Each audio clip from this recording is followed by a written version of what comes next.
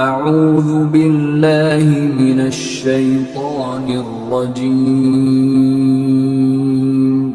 بسم اللہ الرحمن الرحیم۔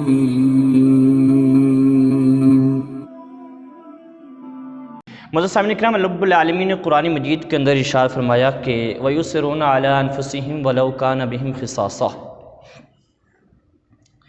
اللہ تبارک و تعالیٰ نے فرمایا کہ وہ اپنی جانوں کے اوپر دوسروں کو ترجیح دیتے ہیں۔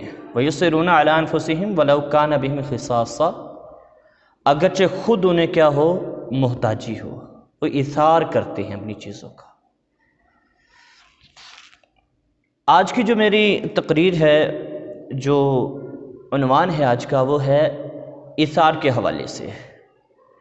ایثار کہتے ہیں، پہلے یہ سماعت کر لیں، ایثار ہوتا کیا ہے، اس کا مطلب اور معنی کیا ہے۔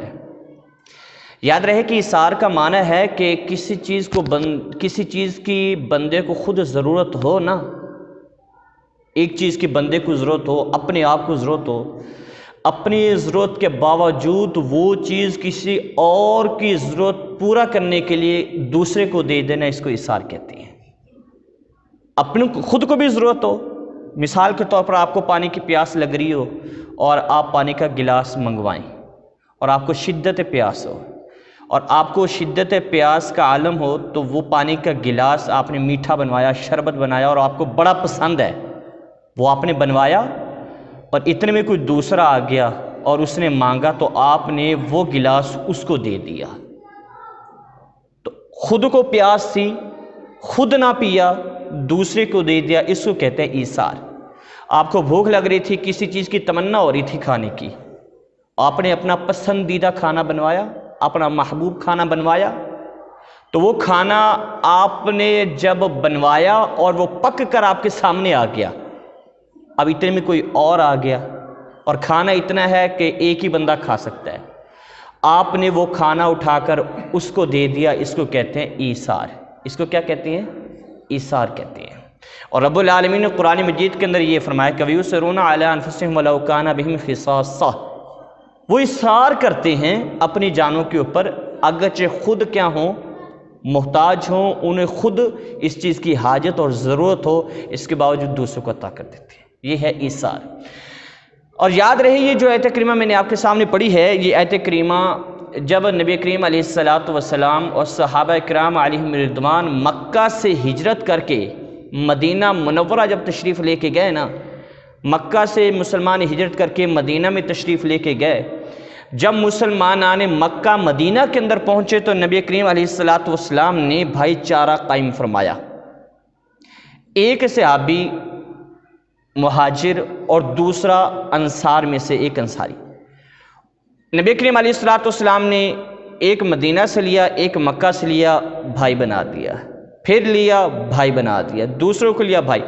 تو ایک مدینہ والا اور ایک مکہ والا مسلمان جب بھائی بنانا تو ان کے ایثار کا عالم یہ تھا، اور ان کے بھائی چارہ جب قائم ہوا تو انہوں نے کیا کیا کہ جب ایک دوسرے کے بھائی بن گئے نا، تو مدینہ کا جو رہنے والا بھائی تھا اس نے اپنا سامان گھر کا آدھا کیا، آدھا خود رکھا اور آدھا اپنے مکہ والے بھائی کو دے دیا۔ اسی طریقے سے جس کے دو مکان تھے نا، دو مکان، ایک مکان اس نے خود رکھا، اور دوسرا مکہ سے جو ہجرت کر کے مسلمان آیا ہوا تھا صحابی، دوسرا مکان اس کے خاتے میں، اس کے حوالے کر دیا، ملکیت میں دے دیا۔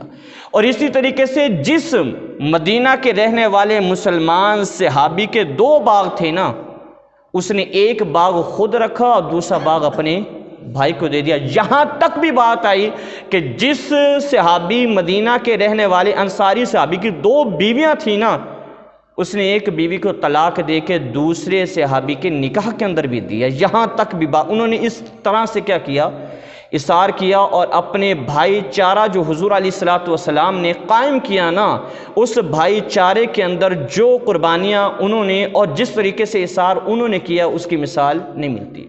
اور میرے محبوب علیہ السلام نے ارشاد فرمایا کہ لا یؤمن احدکم حتی یحب لأخیہ ما یحب لنفسہ، کوئی بندہ اس وقت تک مسلمان مومن کامل مومن نہیں ہو سکتا جب تک وہ اپنے بھائی کے لیے وہی چیز پسند نہ کرے جسے خود پسند کرتا ہو. بھائی کے لیے وہی چیز، مسلمان بھائی کے لیے. یہ بھائی نہیں ہے کہ جو آپ کی ماں سے جنا ہوا، ماں نے جس کو جنا، آپ کا ایک ہی ماں کے بھائی، وہ بات نہیں ہو رہی. یہاں پر اسلامی بھائی کی بات ہو رہی ہے کہ مسلمان بھائی. انما المؤمنون اخوۃ، جو رب العالمین نے فرمایا کہ مومن آپس میں کیا ہیں؟ بھائی بھائی ہیں. اس بھائی کی بات ہو رہی ہے کہ بندہ اس وقت تک مومن نہیں ہو سکتا جب کہ اپنے دوسرے مسلمان بھائی کے لیے وہی چیز پسند نہ کرے جو اپنے لیے پسند کرتا ہے. یہ نبی کریم علیہ السلام نے کامل مومن ہونے کی نشانی یہ بتائی، گویا کہ بندہ جب کامل مومن ہو جاتا ہے نا، پھر اپنے لیے اور اپنے بھائی کے لیے ایک ہی چیز پسند کرتا ہے. جو چیز اپنے لیے پسند کرتا ہے وہی اپنے بھائی کے لیے کیا کرتا ہے؟ پسند کرتا ہے. یہ نبی کریم علیہ السلام نے فرمایا. اور صحابہ کرام علیہم رضوان نے اصرار کی ایسی بے مثال کہانیاں اور بے مثال صحابہ کرام علیہم رضوان نے عمل چھوڑا، اور نبی کریم علیہ السلام کی وہ تربیت، وہ تعلیم ان کے اوپر ایسا اثر ہوا کہ صحابہ کرام کو جب کسی چیز کی خود حاجت ہوتی تھی نا تو وہ خود استعمال نہیں کرتے تھے، دوسروں کے گھر میں پہنچا دیتے تھے. وہ سری والا واقعہ بڑا مشہور ہے، آپ نے سنا بھی ہوا کہ کسی صحابی کے گھر میں ایک بکری کی سری آ گئی، اور جب اس کے گھر میں وہ سری پہنچی نا تو اس نے نا اپنے ارد گرد نظر دوڑائی. انہوں نے نظر دوڑائی تو خیال یہ آیا اچانک سے کہ میرا فلاں بھائی زیادہ مجھ سے محتاج ہے، زیادہ ضرورت مند ہے بنسبت میرے. مجھے شاید اتنی ضرورت نہیں ہے سری کی جتنی اس کو ضرورت ہے. اس نے کیا کیا؟ وہ سری جو اس کے گھر میں کسی نے بطور تحفہ اور ہدیہ بھیجی تھی نا، اس نے پکائی نہیں، بنائی نہیں، کھائی نہیں اس نے، بلکہ وہ دوسرے کے گھر میں بھیج دی.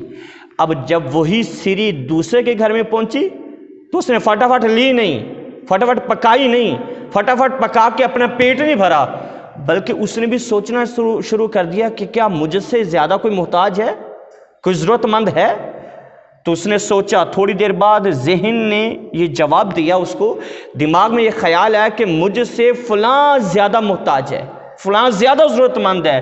اس نے کیا کیا کہ کسی کو دی اور کہا کہ یہ فلاں کے گھر بھیج دو. اب اٹھائی تیسرے کے گھر کے اندر پہنچ گئی.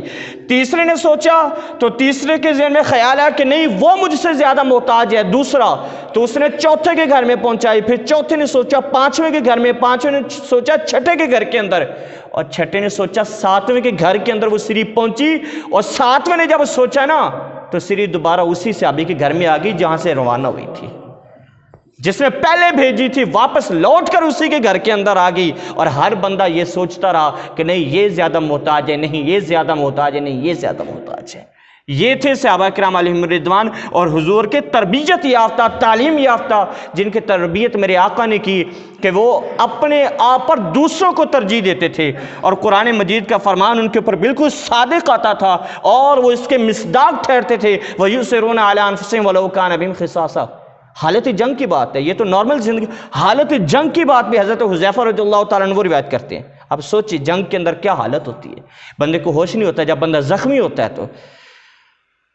تو حضرت حذیفہ رضی اللہ تعالیٰ عنہ وہ بیان کرتے ہیں، ہوا کچھ یوں کہ ایک جنگ کے اندر جنگ یرموک کا موقع تھا، جنگ یرموک کا موقع، اور بڑی سخت جنگ تھی، اور صحابہ کرام علیہم رضوان اس کے اندر شہید بھی ہوئے، بہت زیادہ زخمی بھی ہوئے. کہہ رہے ہیں حضرت حذیفہ رضی اللہ تعالیٰ عنہ آپ فرماتے ہیں کہ میں نا پانی کا گلاس لے کر نا اپنے چچا زاد بھائی کو ڈھونڈ رہا تھا کہ وہ کہاں ہے. مجھے پتا چلا کہ وہ زخمی ہو گیا ہے اور زخموں سے چورا چور ہے اور اس کے آخری سانس ہیں. کہہ رہے میں اپنے بھائی کو ڈھونڈ رہا تھا کہ اسے پانی کی حاجت ہوگی، اسے پیاس لگی ہوگی، وہ پریشان ہوگا تو اپنے بھائی کو جا کر پانی پلا دوں میں. وہ پانی لے کر گیا اپنے بھائی. حضرت حذیفہ رضی اللہ تعالیٰ عنہ فرماتے ہیں کہ میں اپنے بھائی چچا زاد بھائی کے لیے پانی لے کر گیا نا، میں ڈھونڈتا رہا اور اس کو میدان کے اندر، جنگ کے میدان میں اس کو ڈھونڈتا رہا تو میں نے اس کو پا لیا.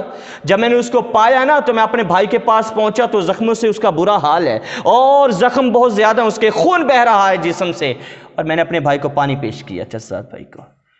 ابھی وہ پانی ہونٹوں کو لگا ہی رہا تھا نا تو قریب سے آہ کی آواز آئی نا تو کہتے ہیں حضرت حذیفہ کہ میرے چچا زاد بھائی نے مجھے یہ کہا کہ پانی کی زیادہ ضرورت مجھے نہیں ہے، میرے ساتھ والے بھائی کے ہو، پانی اس کو پلاؤ.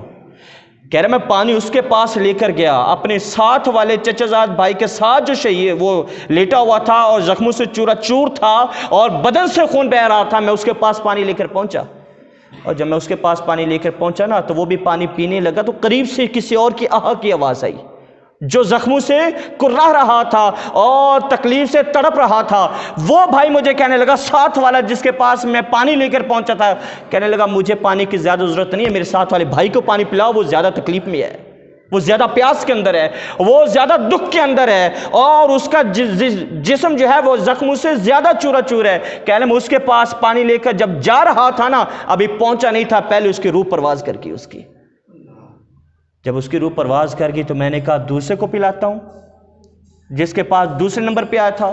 کہہ رہا میں واپس جب اس کے پاس پلٹا نا، اس کے پاس آیا تو اللہ نے اس کی روح کو بھی قبض کر فرما لیا تھا، اس کی روح بھی پرواز کر گئی، وہ بھی جام شہادت نوش کر چکا تھا۔ اب جب 2 جام شہادت نوش کر چکے تو پھر میں نے کہا چلو آپ اپنے چچا زاد بھائی کو پلا دیتا ہوں۔ کہہ رہا واپس جب پلٹ کر آیا تو میرا چچا زاد بھائی بھی جام شہادت نوش کر چکا تھا۔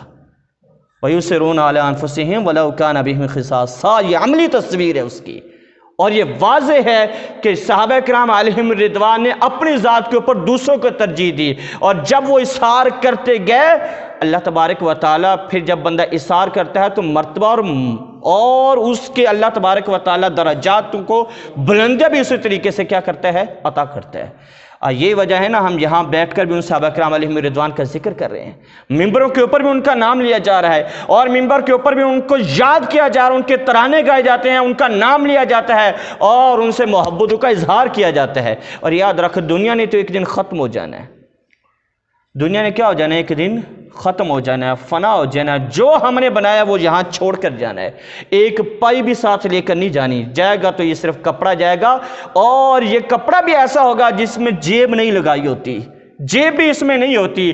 اس سے مطلب صاف ظاہر ہے کہ بندے اس دنیا میں آیا بھی خالی ہاتھ تھا اور جائے گا بھی خالی ہاتھ تو۔ اور کسی نے بڑا زبردست کہا، انہوں نے کہا کہ آنے کا پتہ نا 9 ماہ پہلے لگ جاتا ہے، آنے کا پتہ 9 ماہ پہلے لگ جاتا ہے کہ کوئی آنے والا ہے، اس گھر میں کسی کی آمد ہے، بچہ یا بچی ہونے والا ہے، لیکن کمال بات کی کہ جانے کا پتہ 9 سیکنڈ بھی پہلے کسی کو نہیں لگتا کہ تو نے کب چلے جانا ہے۔ تو جتنا مال کما لے، حقیقت میں مال تمہارا وہی ہے جو تم نے اللہ کی راہ میں دے دیا، پیسہ تمہارا وہی ہے جو تم نے رب کی رضا کے لیے کیا کر دیا، خرچ کر دیا۔ اور قرآن مجید کے شروع کے اندر ہے متقین لوگوں کی صفات بیان کی گئی، ھدی للمتقین الذین یؤمنون بالغیب ویقیمون الصلاۃ ومما رزقناہم ینفقون۔ متقین لوگ وہ ہیں جو نماز پڑھتے ہیں، الذین یقیمون الصلاۃ ویؤتون الزکاۃ، اور متقین لوگ وہ ہیں زکوٰۃ ادا کرتے ہیں، وَمِمَّا رَزَقْنَاهُمْ يُنْفِقُونَ۔ اللہ نے فرمایا متقین لوگ وہ ہیں جو اللہ کی راہ میں خرچ کرتے ہیں، اللہ کی راہ کے اندر اپنا پیسہ دے دیتے ہیں، اور اللہ کی راہ کے اندر ضرورت مندوں کی ضرورتیں پوری کرتے ہیں۔ فرمایا کہ وَيُسِرُونَ عَلَىٰ أَنفُسِهِمْ وَلَوْ كَانَ بِهِمْ خِصَاصٌ۔ اللہ نے فرمایا کہ وہ اپنی جانوں پر دوسروں کو ترجیح دیتے ہیں اگرچہ خود ہی محتاج کیوں نہ ہو، اگرچہ خود ان کو کیا ہو، ضرورت و حاجت ہو، اس کے باوجود بھی دوسروں کو ضرورت پورا کرنے کے لیے عطا کر دیتے ہیں۔ اور اللہ تبارک و تعالیٰ ایسوں کے مال میں بھی برکتیں دیتا ہے، اور ایسے کے مالوں کے اندر اللہ تبارک و تعالیٰ اضافی فرماتا ہے، اور یہاں پر بھی نفع ملتا ہے اور آخرت میں بھی۔ قرآن مجید کے اندر میں ترجمہ پڑھا رہا تھا، فی الدنیا والآخرہ، دنیا کے اندر اور آخرت کے اندر غور و فکر کرو۔ من یقول ربنا آتنا فی الدنیا وما لہ فی الآخرۃ من خلاق۔ رب نے فرمایا کہ جس بندے نے دنیا کو اپنا سارا کچھ بنا لیا نا، اور کہا مالک مجھے دنیا میں ہی دے دے سارا کچھ، من یقول ربنا آتنا فی الدنیا وما لہ فی الآخرۃ من خلاق، جس نے کہا کہ مالک مجھے دنیا میں ہی دے دے، رب فرماتا ہے ہم دنیا میں اس کو دے تو دیتے ہیں، وما لہ فی الآخرۃ من خلاق، آخرت میں کوئی حصہ باقی نہیں رہتا اس کا۔ لیکن کچھ پھر ایسے ہیں جو اللہ کی بارگاہ میں اس طریقے سے دعا کرتے ہیں، وَمِنْهُمْ مَن يَقُولُ رَبَّنَا آتِنَا فِي الدُّنْيَا حَسَنَةً وَفِي الْآخِرَةِ حَسَنَةً وَقِنَا عَذَابَ النَّارِ أُولَٰئِكَ لَهُمْ نَصِيبٌ مِّمَّا كَسَبُوا۔ رب نے فرمایا کہ کچھ ایسے ہیں جو رب سے اس طریقے سے دعا کرتے ہیں، مالک دنیا میں بھی عطا کر، آخرت میں بھی عطا کر ہمیں، اور وہ رب کریم ہے۔ پھر رب فرماتا ہے کہ پھر اللہ تبارک و تعالیٰ دنیا میں بھی عطا کرتا ہے، أُولَٰئِكَ لَهُمْ نَصِيبٌ مما کسبو، ان کو اللہ تبارک و تعالیٰ یہاں بھی دے دیتا ہے، پھر آخرت میں اس سے بڑھ کر عطا فرما دیتا ہے ان کو۔ اللہ تبارک و تعالیٰ ان کے لیے باغات اور جنت کا سامان اور اللہ تبارک و تعالیٰ بخشش کا سامان ان کے لیے کیا کرتا ہے؟ پیدا کرتا ہے۔ اس کی بڑی فضیلت ہے کہ نبی کریم علیہ السلام نے مومن بھائی کے لیے فرما دیا، ایک مومن اس وقت تک مومن نہیں ہو سکتا، کامل مومن نہیں ہو سکتا، حتی یحب لأخیہ ما یحب لنفسہ، اس وقت تک مومن نہیں ہو سکتا جب تک کہ اپنے بھائی کے لیے وہ چیز پسند نہ کر لے جو اپنے لیے پسند کرتا ہے۔ یہ تو آپ کو بتا دیا کہ یہ جو تھا صحابہ کرام علیہم رضوان کے متعلق یہ آیت کریمہ نازل ہوئی، جنہوں نے کیا کیا جی؟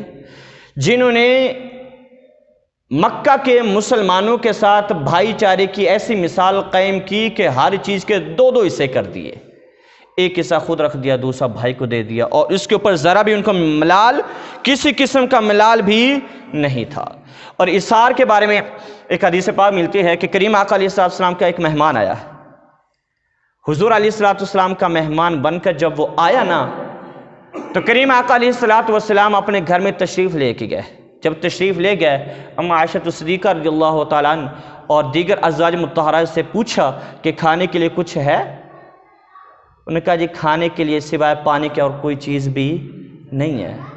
کریم آقا علیہ السلام نے انہوں نے کہا کھانے کے لیے، میرے محبوب اس کو لے کر نا مسجد نبی کے اندر آ گئے، اور بات کیا کی میرے محبوب نے؟ کریم آقا علیہ السلام نے فرمایا کہ جو بندہ میرے اس مہمان کی آج مہمان نوازی کرے گا، میں اسے جنت کی ضمانت دیتا ہوں، میں اس کے لیے جنت کی کیا کرتا ہوں؟ فلاح الجنہ، اس کے لیے جنت ہوگی جو میرے اس مہمان بھائی کی کیا کرے گا؟ مہمان نوازی کرے گا۔ ایک صحابی کھڑے ہو گئے، یا رسول اللہ میں اس کی مہمان نوازی کروں گا۔ دیکھیں گھر میں کچھ نہ ہونے کے باوجود اس نے کس طریقے سے مہمان نوازی کی، اپنے گھر کے اندر لے کے گئے اور اپنے گھر والے کو کہنے لگے کوئی عام مہمان نہیں ہے، یہ وہ مہمان ہے جس کے لیے میرے آقا نے جنت کی بشارت دی ہے، اس کی مہمان نوازی۔ اور یہ بھی یاد رکھے کہ اس کا مطلب یہ کہ مہمان کی مہمان نوازی کرنا تیرے لیے بڑا باعث برکت ہے، بڑا برکت ہے اور باعث رحمت ہے تیرے لیے۔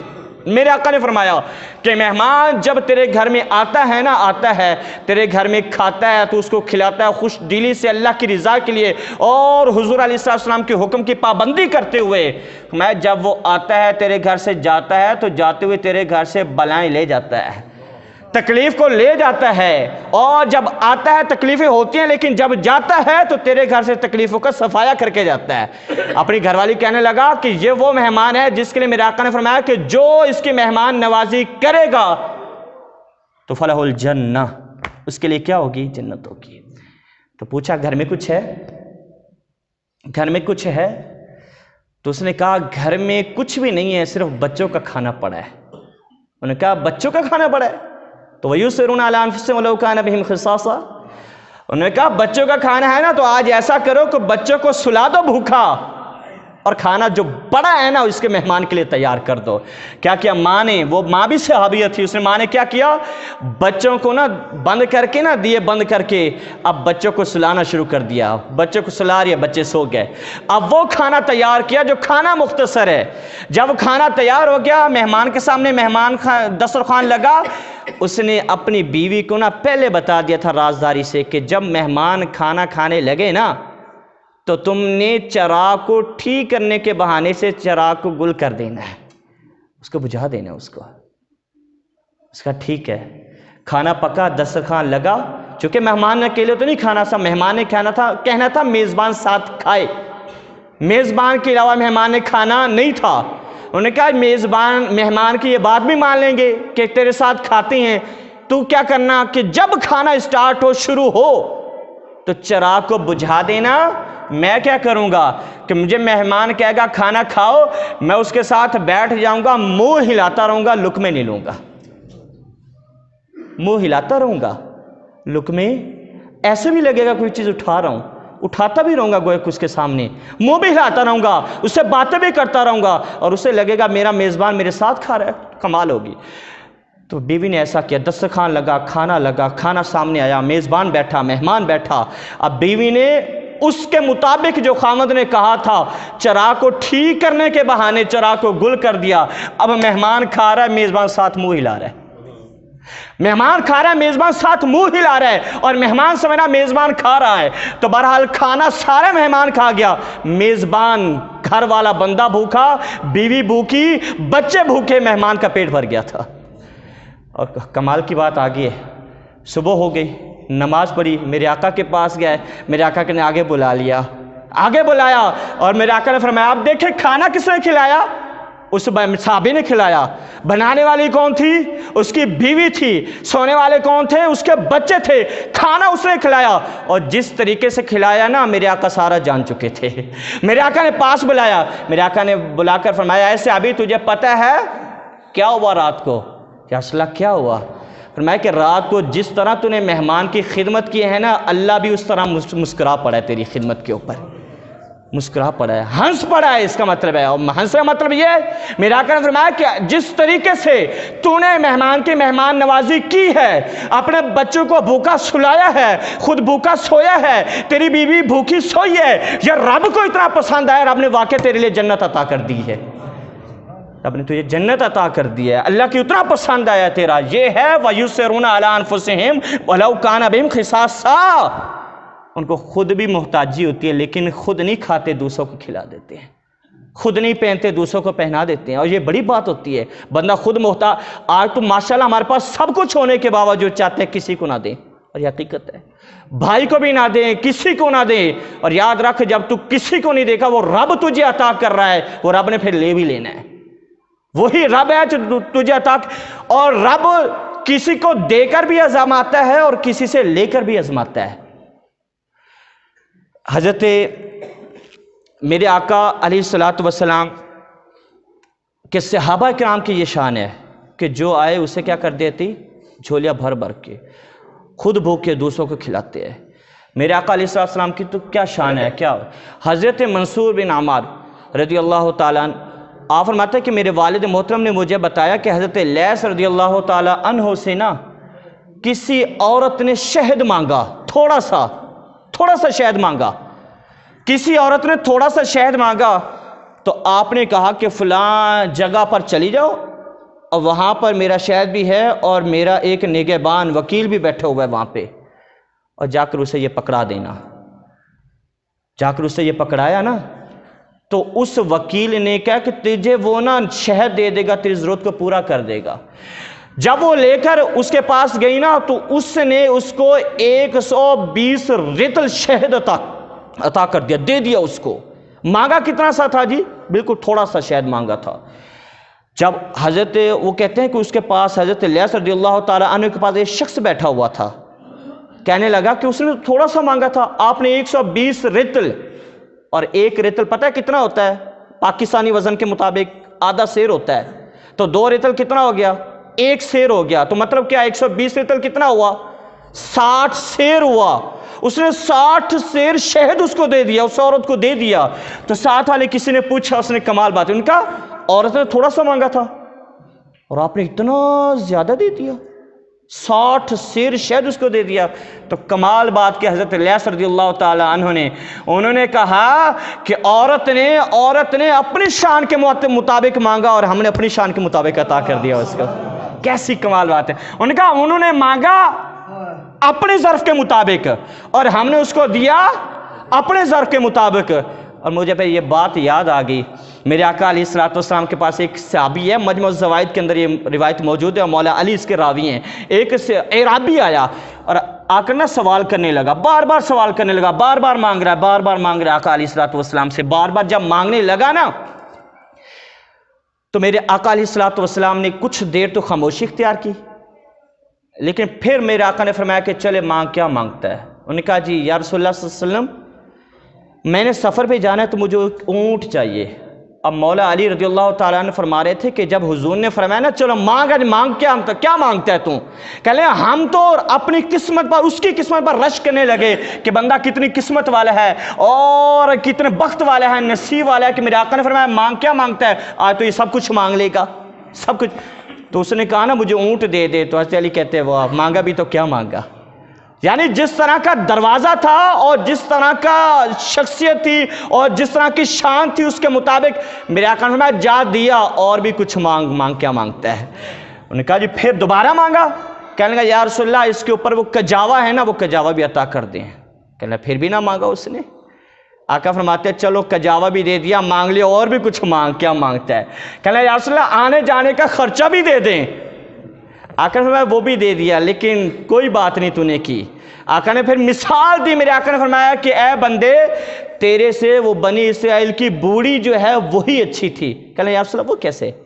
میرے آقا نے فرمایا کہ جب حضرت موسیٰ علیہ السلام جب اپنے وطن سے چلے تھے نا تو حضرت موسیٰ علیہ السلام کی سواریاں چل نہیں رہی تھیں، اللہ کی طرف سے پیغام آیا ہے موسیٰ یہاں پر تابوت یوسف مدفون ہے یہاں پہ، تو اس کو نکالو اپنے ساتھ لے کر جاؤ، جب ساتھ لے کے جاؤ گے نا تو پھر سواریاں چل پڑیں گی۔ اب اس کو ڈھونڈنے کا مسئلہ تھا۔ حضرت موسیٰ علیہ السلام نے بنی اسرائیل کے لوگوں سے پوچھا، لوگ کہنے لگے ہمیں نہیں پتا کہ تابوت یوسف کہاں ہے، تابوت یوسف کہاں ہے۔ بہرحال ایک بڑھیا ہے جو بتا دے گی تابوت یوسف کہاں پر مدفون ہے۔ وہ بڑھیا کے پاس گئے نا، تو بڑھیا کے پاس جب گئے اور سلام ہوئی تو پوچھا اماں جی تابوت یوسف کا آپ کو پتہ ہے کہاں پر دفن ہے؟ انہوں نے کہا ہاں پتہ ہے۔ کہ جہاں ہمیں بتائیں، آ جائیں ہمیں بتائیں۔ کہنے لگے ایسے نہیں بتاؤں گی، کچھ دینا پڑے گا۔ موسیٰ علیہ السلام کو کہنے لگی ایسے نہیں بتاؤں گی، بدلے میں کچھ دو گے تو بتاؤں گی، بدلے میں کچھ دو گے تب بتاؤں گی کہ یوسف علیہ السلام کا تابوت کہاں پر دفن کیا ہوا ہے۔ موسیٰ علیہ السلام نے کہا مانگ پہ کیا مانگتے؟ کہنے لگے میں تو حضرت موسیٰ علیہ السلام کے محلے میں جنت کے اندر جہاں حضرت موسیٰ علیہ السلام کا محلہ ہے، جہاں مکان ہے، موسیٰ علیہ السلام کے ساتھ مکان دو گے تو بتاؤں گی۔ جنت کے اندر؟ کہنے لگے اماں جی آپ مانگے تو صحیح، جنت مانگے، لیکن تو نے تو انبیاء کا درجہ مانگ لیا ہے، یہ تو انبیاء کا درجہ ہوگا، موسیٰ علیہ السلام کا درجہ، پھر دیگر انبیاء علیہ السلام۔ کہنے لگے جاؤ پھر میں نہیں بتاتی، بات پوری کرو گے تو بتاؤں گی، بات پوری کرو گے تو بتاؤں گی۔ حضرت موسیٰ علیہ السلام رب کی وحی کا انتظار، اللہ تبارک تعالیٰ نے فرمایا اے موسیٰ پھر ایسا کر، اس بڑھیا سے جنت کا وعدہ اپنے ساتھ مکان کا وعدہ تو کر لے، عطا ہم کر دیں گے اس کو۔ آقا نے فرمایا تجھ سے تو وہ بڑھیا ہی اچھی تھی بنی اسرائیل کی، جس نے مانگا حضرت موسیٰ علیہ السلام سے موسیٰ علیہ السلام کے ساتھ والا گھر، ارے تجھ سے تو وہی اچھی تھی، تو نے مانگا تو کیا مانگا؟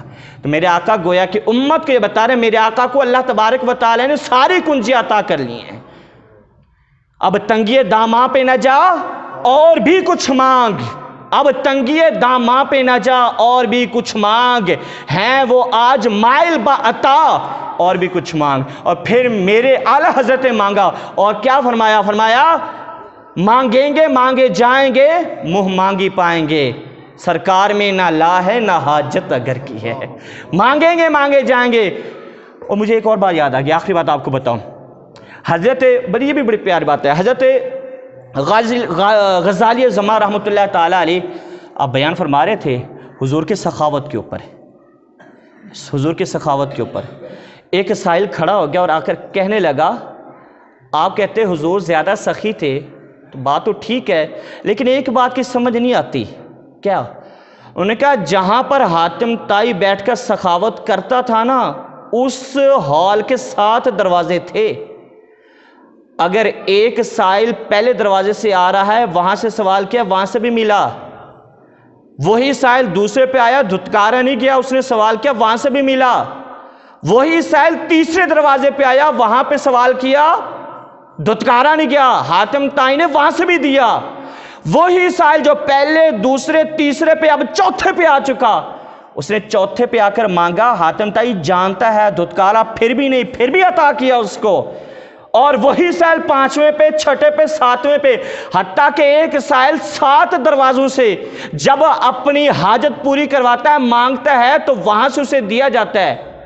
تو یہاں سے یہ پتہ چلتا ہے کہ سخاوت تو وہ بڑی تھی، سخاوت تو وہ بڑی تھی جہاں 7 بار مانگے اور 7 بار واپس نہ کیا جائے، عطا کر دیا جائے، تو لگتا ہے وہ سخاوت تو وہ بڑی تھی۔ غزالی زمانے کمال جواب دیا، انہوں نے کہا سن اب مجھے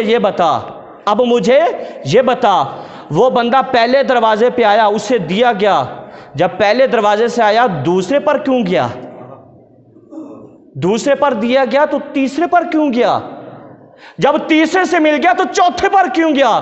اس کا مطلب یہ ہے کہ پہلے پر اس کی ضرورت پوری نہیں ہوئی جبھی دوسرے پر آیا نا، اب دوسرے پر بھی اس کی ضرورت پوری نہیں ہوئی تب تیسرے پر آیا نا، اور تیسرے پر بھی اس کو اپنی توقع کے مطابق نہ ملا، جب چوتھے پہ آیا نا تو آپ نے جواب دیا 7 دروازے لے کر بھی پتہ یہ چلتا ہے اس کی حاجت پوری نہ ہوئی۔